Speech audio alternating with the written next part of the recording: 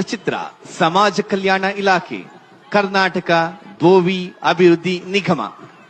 ಬಂಧುಗಳೇ, ಭೂಮಿ ಸಮುದಾಯದವರನ್ನ ಆರ್ಥಿಕವಾಗಿ ಸ್ವಾವಲಂಬಿಗಳನ್ನಾಗಿ ಮಾಡಲು ಅನುಷ್ಠಾನಗೊಳಿಸಿರುವ ವಿವಿಧ ಯೋಜನೆಗಳು.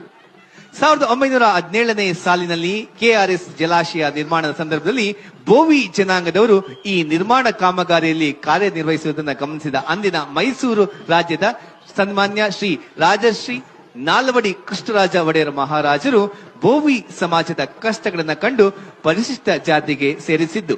ಇದನ್ನು ಮಿಲ್ಲರ್ ಆಯೋಗ 1918ರ ವರದಿಯಲ್ಲಿ ಗುರುತಿಸಿದೆ. 1950ರ ಕೇಂದ್ರ ಸರ್ಕಾರದ ಆದೇಶದಲ್ಲಿ ಕರ್ನಾಟಕ ರಾಜ್ಯದ ಪರಿಶಿಷ್ಟ ಜಾತಿಗಳ ಪಟ್ಟಿಯಲ್ಲಿ ಭೋವಿ ಜನಾಂಗವನ್ನ ಸೇರ್ಪಡೆಗೊಳಿಸಲಾಗಿದೆ. ಭೋವಿ ಜನಾಂಗದವರ ಕುಲಕಸುಬಾದ ಬಂಡೆ ಒಡೆಯುವುದು, ಸಾಗಿಸುವುದು, ಕಾಲುವೆಗಳನ್ನು ಅಗೆಯುವುದು, ಗುಡಿಗೋಪುರಗಳನ್ನು ನಿರ್ಮಾಣ ಮಾಡುವುದು, ಬಾವಿಗಳನ್ನು ನಿರ್ಮಾಣ ಮಾಡುವುದು ಹೀಗೆ